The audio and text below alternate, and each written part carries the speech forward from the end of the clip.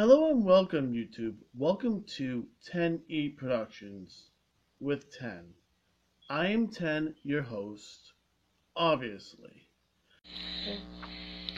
I would like to start out the video by apologizing for the delay in videos due to some unforeseen circumstances and due to my job changing hours again.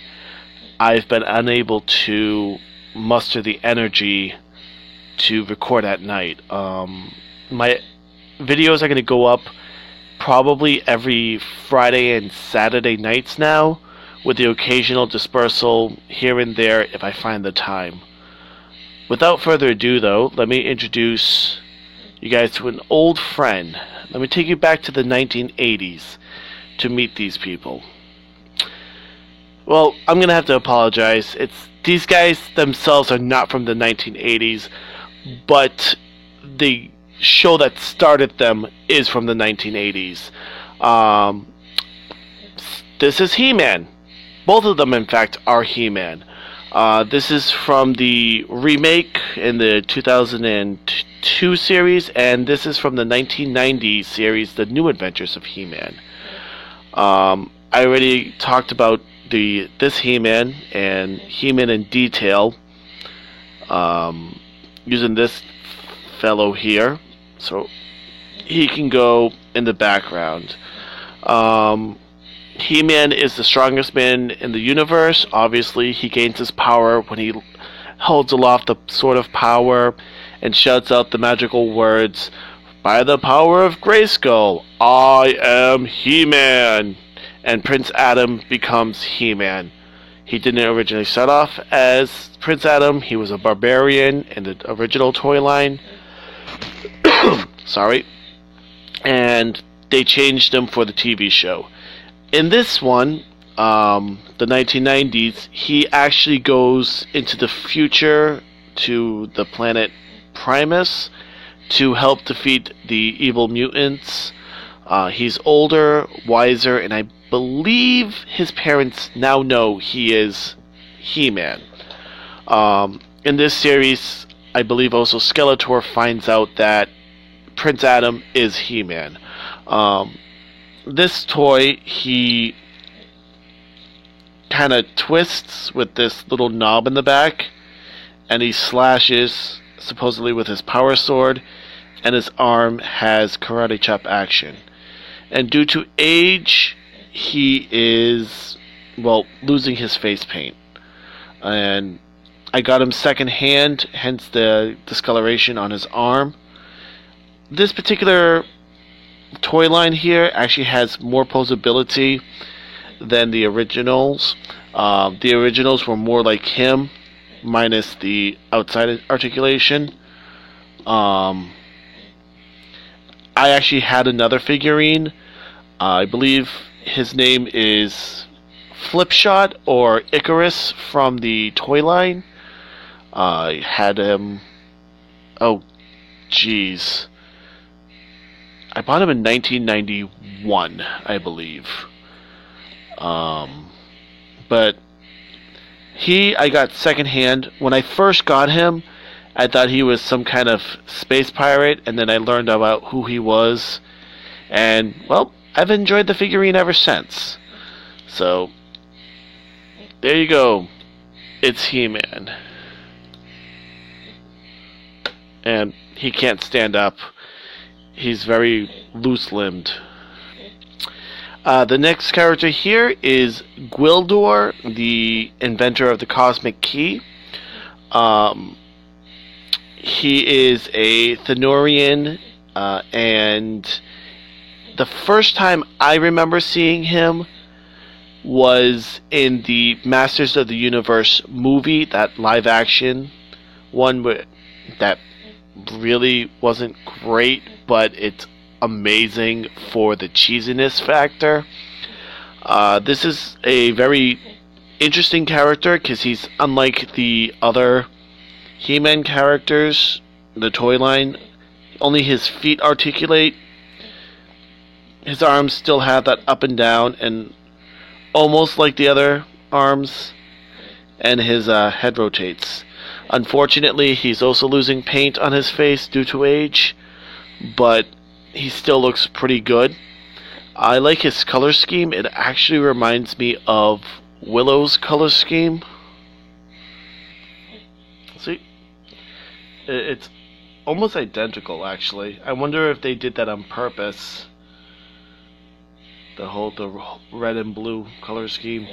Them being powerful wizards and inventors and stuff. Sorry, sorcerers. Anyways, I like actually how they made him pudgy. I found that actually pretty clever of them. And I think there was 2 variations of him. This is the cartoon variation, and the other one had like different hair. I think his hair like stood more on up. And I actually apologize if my voice was a little bit different just now. My microphone was too far from my mouth. On to the next character. Another oddly articulated character. This is Ram Man. He is one of the most loyal members of the Royal Guard. As his name suggests, he uses his head as a battering ram. He like jumps and smashes into things. This character has very little articulation, just like that. And he's got this gimmick. If you press down, there's a button here that you hit, and it's supposed to spring him up. Unfortunately, due to age, he doesn't really jump anymore. The spring is kind of worn, and I just don't want to crack him open because I don't know if I'll be able to replace him properly.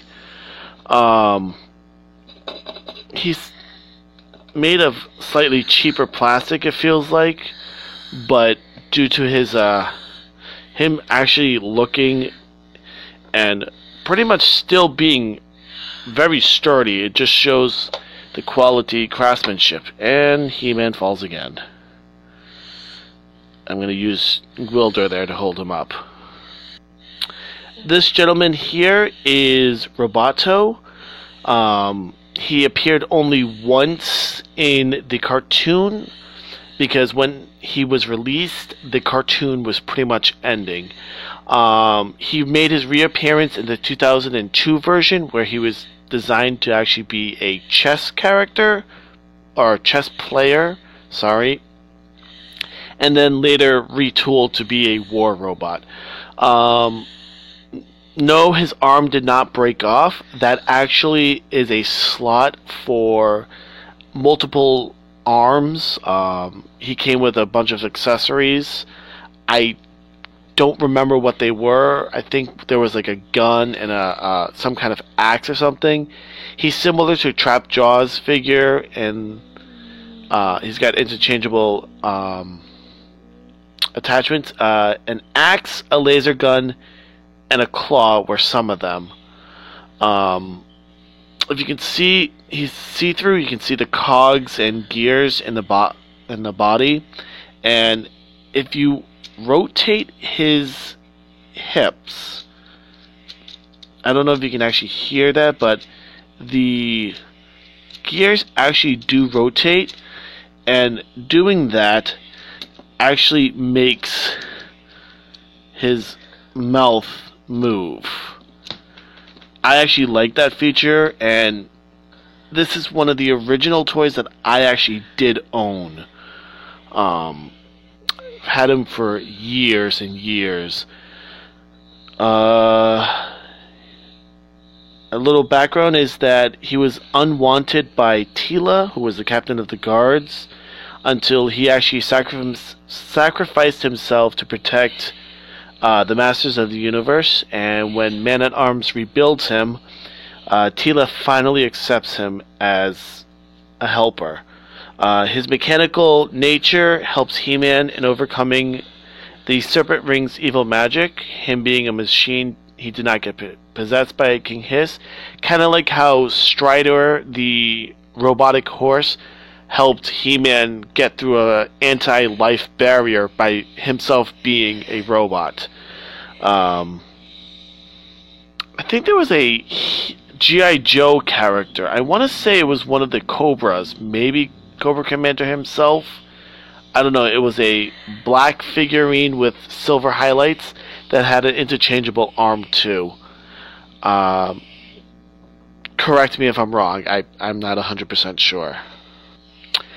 This character here is another very old character that I've possessed since I was a child. This is actually my sister's Bo character. No, he did not come with that cheapo belt. That's actually from a cheapo wrestler figurine. I just put it on him because it looks better on him. And due to the paint missing, he's actually missing his mustache.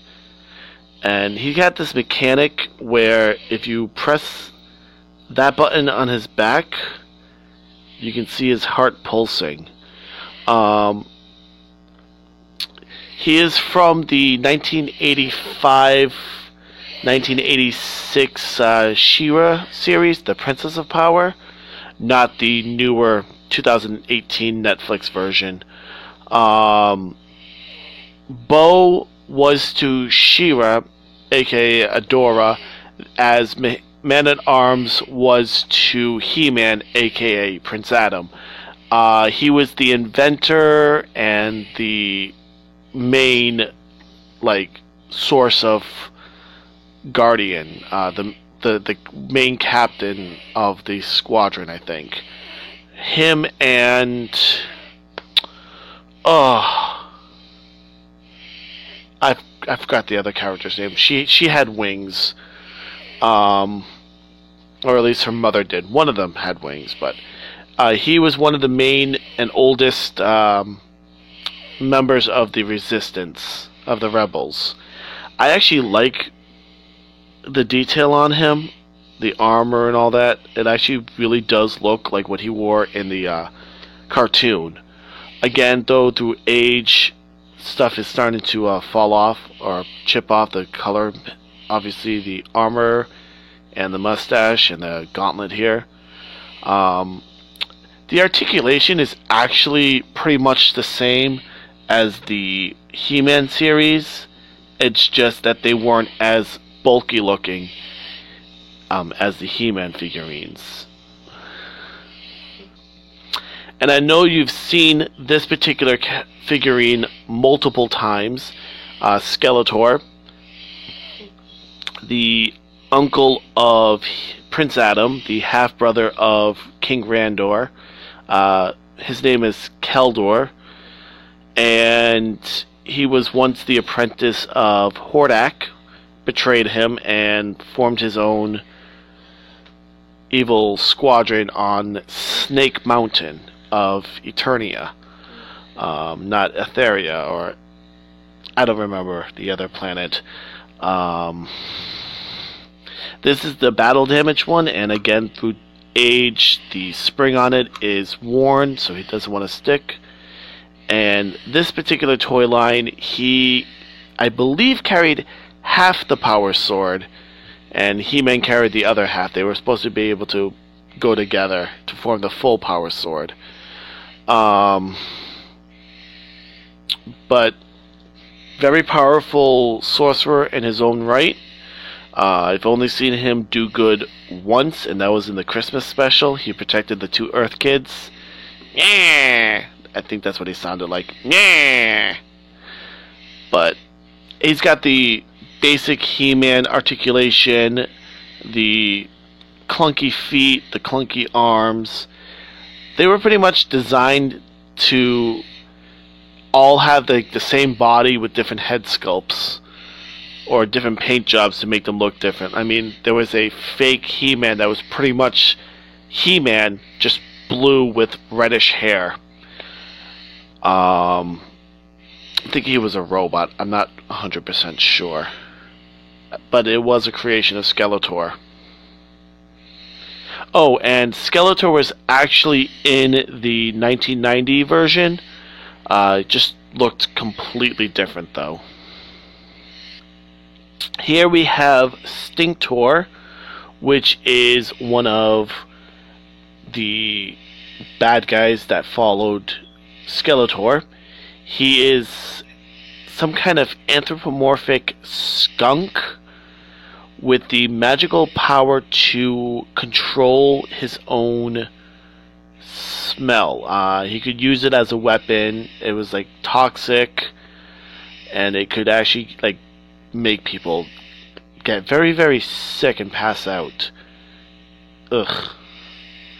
Sounds like some kid who's been from the He-Man equivalent of a kid who's hasn't taken a shower since before gym class. But this particular toy, the molding on it is identical to Merman's toy line, and the armor is identical to the Mechanics armor. They wear removable armor, but he's got pretty much the same feet as Skeletor. If you wanna, like I said, they were done to be cheaper and easily to interchange. You can actually see like they actually have the same arms, same molding and all that. See? But you know what? They're very durable, they're very solid figurines, and they're not going to get old anytime soon. Well, old, but not going to go away anytime soon. This character here has appeared in both She-Ra and He-Man. This is Tung Lashor, Tung space Lashor. He is part of the Snake Man group, and he works alongside Skeletor, and he's worked alongside Hordak in the She-Ra series. They brought him back in the 2018 version of She-Ra, and in the 2002 series, his gimmick was he'd lose his tongue, and it would get cut off, and it would regrow. He's got this wheel in the back that controls his tongue. Yeah, it's due to age, it doesn't come out very easily anymore. You're gonna have to pull it out if you want it. And if you can see, the tongue is green to show like it's covered in venom or something. I like the detail they put on him. The vibrant purple with the darker purple really makes him look poisonous and lethal, even though he's a python. And his molding, while similar to that of the other two evil ones, Stinktor and Skeletor, it is different on its own. 3 fingers and 4 toes, not the 3 in normal hands. And even the chest. Oh no! Sorry about that. I actually knocked down my figurines and lost my background. As I was saying, even the chests are different sculpted. But, honestly, it's still pretty good looking. He's pretty much got the same articulation as everybody else, except for his head doesn't move because of his tongue feature. Just going to carefully put him here. This is the last figurine that I have been able to find from my old toys. If I find any more, I'll show them throughout other videos. This particular character is known as Slushhead, or in the toy line he was called Calamar, but excuse me. Oh, I apologize for that. He is the second in command of Flog's mutant army, and he is the co-pilot of the mutant ship. He's amphibious, and his toy shtick is he does the karate chop.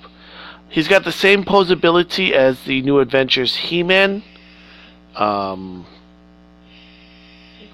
In the back there, but his joints are a lot tighter now, so he can actually stand on his own. One thing I have to say about the toys, they are very well constructed. This one actually still has that liquid bubble head that was he started off with. I've never had to replace it. It's never leaked. Just shows you the quality of toys. It just looks so ugly. And his head is probably plastic inside the bubble, because if it was probably like some kind of gelatinous material, it would have probably broken up by now. So, but I think that's that hole right there is where the tentacles that he has connects to. And fun fact about him, he was re-released in 2012 in the classic figurines, and he's the only mutant to actually be married, according to what I've read. So there you have it, Masters of the Universe toy line that I actually have, that survived many moves, many children playing with them. I've always enjoyed the He-Man and She-Ra series, and I definitely have my kids watch it with me. They thoroughly enjoy it too. In fact, one of our Christmas traditions is we watch the He-Man and She-Ra classic Christmas movie. That's the one where Skeletor here rescues the two Earth children from Hordak. It's kind of funny. Mr. Skeletor, you're really nice. Don't say that. But that being said, I hope you enjoyed this video.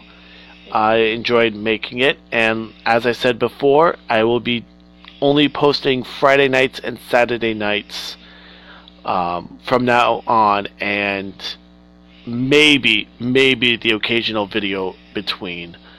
That is until at least my schedule changes or I somehow develop more free time in the meantime.